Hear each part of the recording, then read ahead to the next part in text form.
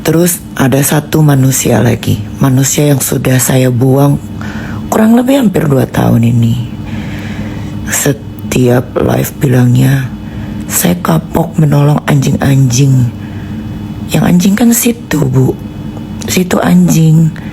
Situ tuh anjing kelaparan yang selalu menggerogoti orang-orang, menganggap dirinya adalah ibu perdamaian. Padahal situ yang bikin hancur segala-galanya. Udah bikin hancur, bikin sial, pansos, maklar kasus, nempel sana sini terus, gak tahu hidupnya mau dibawa kemana. Padahal udah tua. Ingat, gak ada yang mau minta ditolongin sama kamu. Ya coba ngaca, yang anjing tuh kamu, bukan orang-orang yang kamu dempetin seolah-olah ingin menolong. Udah ya Gugu. Kalau saya boleh kasih saran, punya keluarga kan, nah anaknya sering ditinggal kan, boro-boro masak buat anaknya, buat suaminya aja kagak pernah. Berapa kali mau cerai nggak jadi-jadi kan, nah rumah juga nggak jadi-jadi.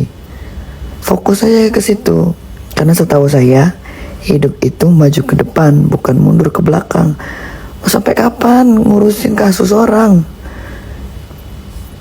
Punya masalah keluarga kan, itu aja dulu diselesaikan. Saya nih diem bukan takut, jijik, tapi ya sekali-sekali boleh lah, karena annoying gitu. Lagian udah tua, mau ngapain?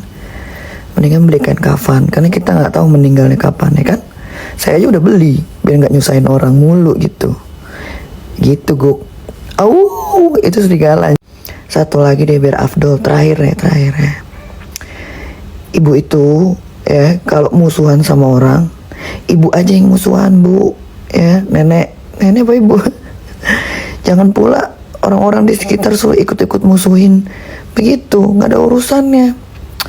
Ya, untung saya udah sadar ya. Sadar waktu itu, agak lama sih sadarnya, tapi ya nggak apa-apa, namanya juga pelajaran hidup ya kan. Jadi belajar bahwa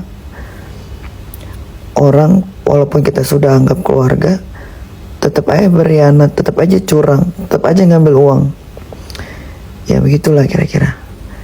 Ya ini juga pelajaran buat semua orang di Indonesia. Jangan terlalu percaya sama orang. Mau sedekat apapun kita, pasti nusuk dari belakang. Waduh, sakit. Mail kali ya, sama belakang ditusuk dari belakang. Daripada banyak tanya, kenapa sih kok bisa lepas dari benak lo si anjing ibu peri itu, yang katanya ibu persahabatan, perdamaian, tabayun, apose itu. Jadi selain masalah uang, dan gue merasa gue dicurangi. Waktu awal-awal gue keluar dari penjara, dia suruh gue serang salah satu istri yang punya bank ternama, istri nomor 2 kalau nggak salah, gue ingat. Padahal itu bukan masalah dia, misi dia tuh tabayunin orang, tapi dia malah nyerang itu istri nomor 2 itu. Terus tiba-tiba dia ngomong gini ke gue, nanti kalau dia nggak mau minta maaf, lu serang ya dia. Seketika dada gue kayak ditonjokin 1000 jin. Emang Allah maha baik ya.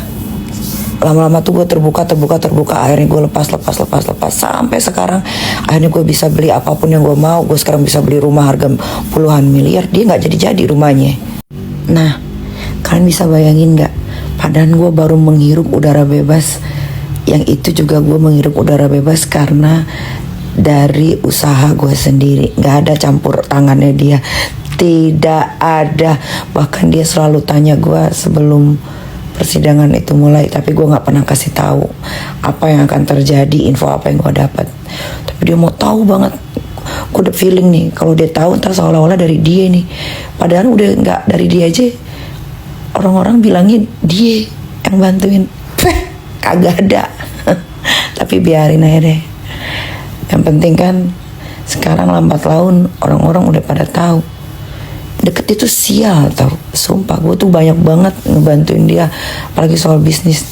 Gak pernah gue dapet tuh hasilnya. Gue cuman pernah dikasih 30 deh. Padahal gue dapetin miliaran, apalagi waktu Dr. Oki franchise. Nih, abis ini pasti gue diserang.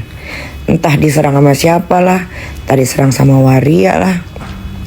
Udah biasa. Kalau bisa jangan pakai tangan orang, pakai aja IG sendiri. Gue mah biar nggak nyebutin nama, orang udah tahu itu tertuju buat elu, semata wayang elu, pokoknya elu. Coba, ayo ngoceh, jangan suruh orang. Be a gentle, katanya berani. Ya udah segitu aja, gue lagi dipijet, puyeng banget. Bye.